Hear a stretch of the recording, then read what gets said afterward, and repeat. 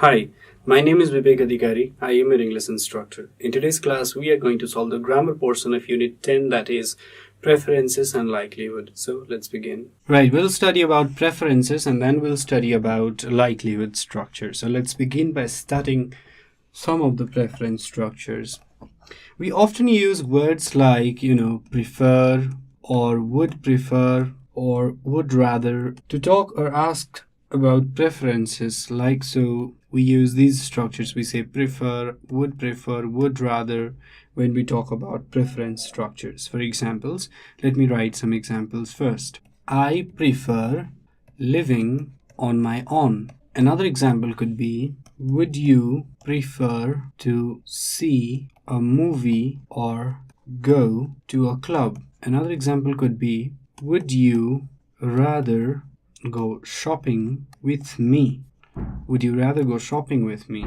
So these are some of the examples. You see, these examples are quite different in meaning. When it comes to meaning, these structures are all different. And this is why learners of English often find them challenging. So here's how we can separate them. So we'll start from prefer, then we would go to would prefer, and we would then go to would rather. Right? So these three structures are, in fact, they're very different. The meaning is also different and the structures are also different. So let's study one by one. First of all, let us understand the difference in meaning. Now, what is the basic, difference in meaning? That is the first question that comes to our mind when we talk about any kind of preference structure. So let me write you two examples and I'll talk about the difference in meaning. He prefers reading books. Another example could be, I prefer going to the beach than going to a swimming pool. So these are some of the examples. The first one is, he prefers reading book, and another is, I prefer going to the beach than going to a swimming pool. Now, what is the difference in meaning? So we tend to use prefer to talk generally about likes, dislikes, and what we want. So this is, whenever we are using prefer, this means we are talking about likes, we are talking about dislikes, and we are talking about what we want. So when you say, I prefer reading books, that means you like reading books. And when you say, I prefer going to the beach than going to a swimming pool, that means what you like and what you dislike. Also, that also means what you want. You see, now that is the difference. Now let's understand other two structures, would prefer and would rather. So in general, when we talk about likes, dislikes, and what we want, we use the word prefer. Easy?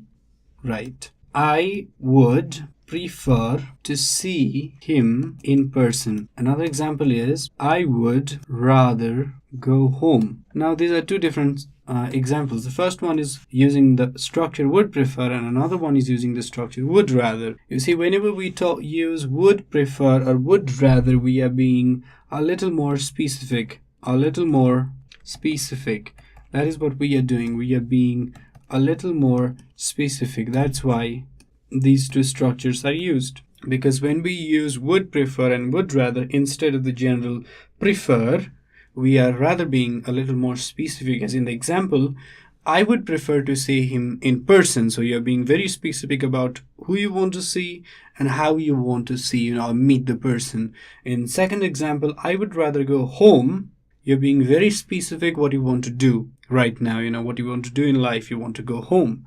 So you're being a little more specific, and when you are being a little more specific, you use structures related to would prefer and would rather, right? Now let's talk about difference in form. We talked about the difference in meaning. Now let us understand the difference in form. First one, I prefer living in a city.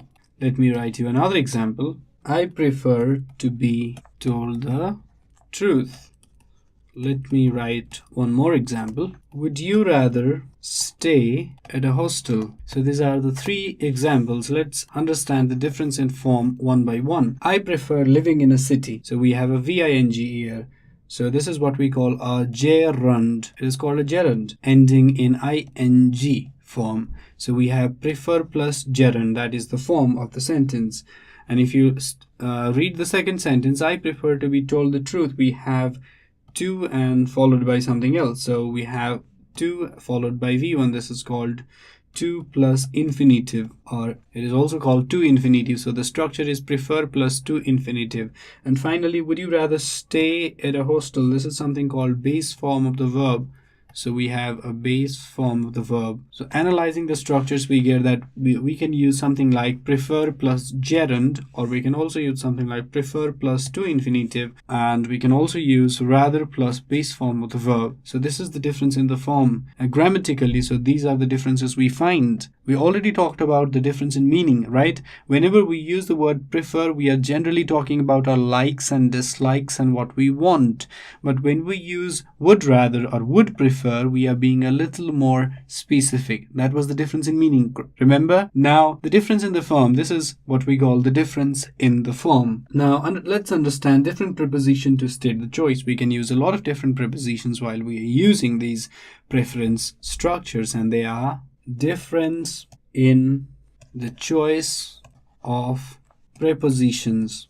Difference in the choice of prepositions. Now let's understand this. The first one is, I'd prefer living in a city to living in a country. Let me write you another example. I would prefer being alone to being with the wrong person. So let's understand these two. I would prefer living in a city to living in a country.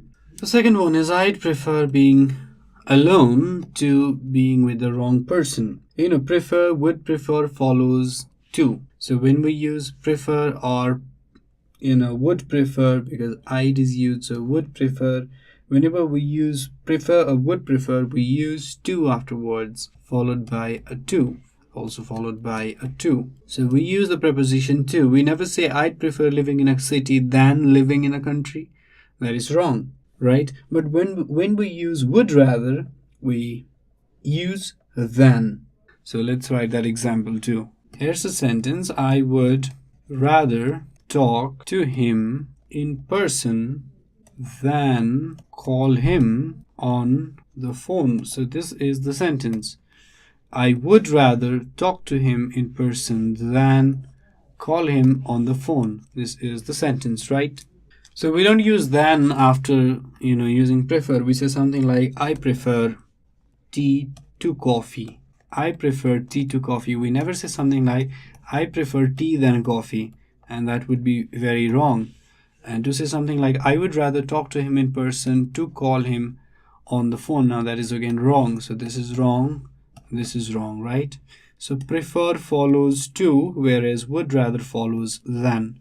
That is the general choice of preposition.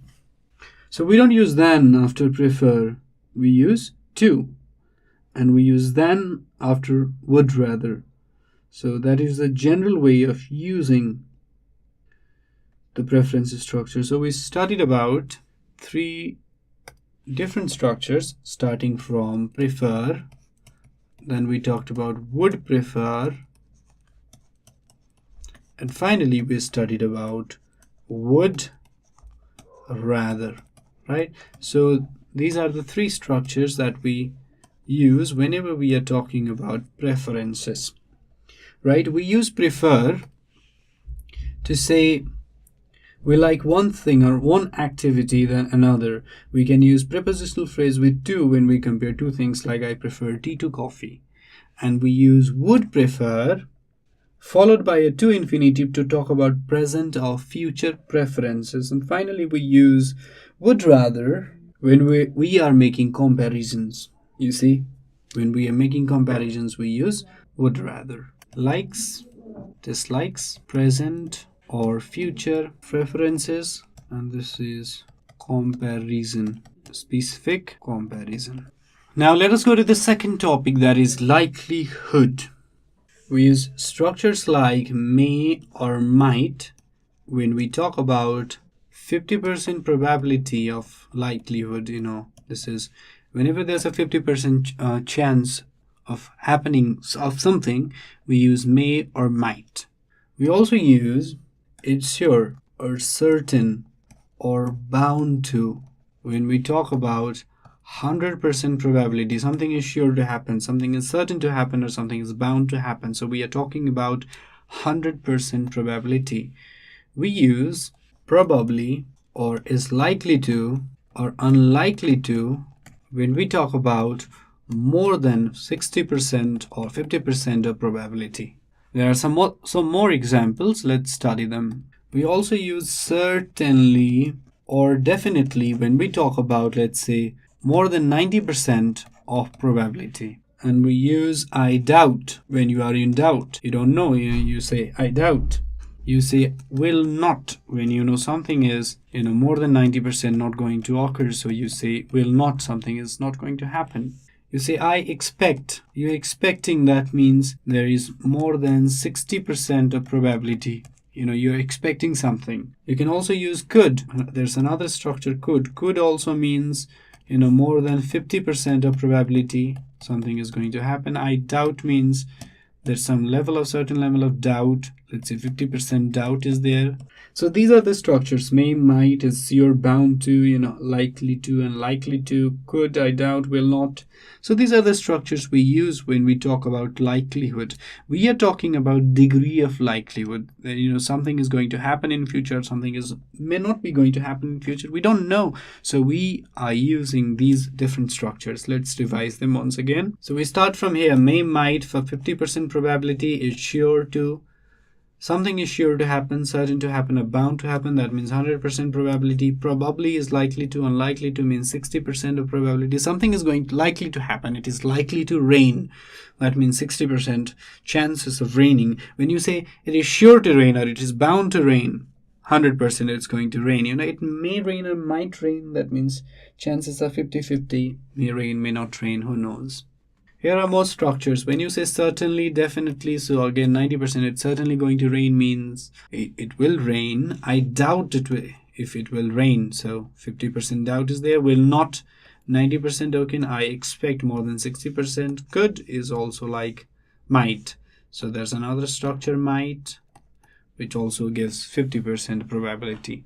So these are likelihood structures. Let's use them in sentences. So here is a question. There is blank space to be much snow this winter. So you can say something like there is likely to be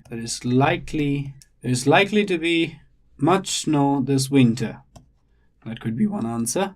Here's another question. In 10 years time, everyone is blank space have a digital watch. Everyone is certain to have a digital watch. Everyone is bound to have a digital watch. Or if you don't think that everyone is certain or bound to have a digital watch, you can say everyone is likely to have a digital watch, or everyone is unlikely to have a digital watch. So like this you can use the likelihood structures. With this we come to the homework section of today's class. Now your homework is going to be very short and sweet. That is, write a paragraph of 10 sentences on the impacts of good or bad habits in a person's career using the structures of probability. So we learned the many structures of probability, right? So I want you to write a paragraph of 10 sentences on the impacts of good or bad habits in a person's career using the structures of probability. I just showed you the many structures of probability, including may, might, is certain to, bound to, structures like that. Now, by using those structures, I want you to write a paragraph of 10 sentences, and that is your homework. Pretty easy, right? So with this, we have come to end of today's class. If you have any questions or suggestions regarding this video series, feel free to write us at learning@deerwalk.edu.np. Thank you.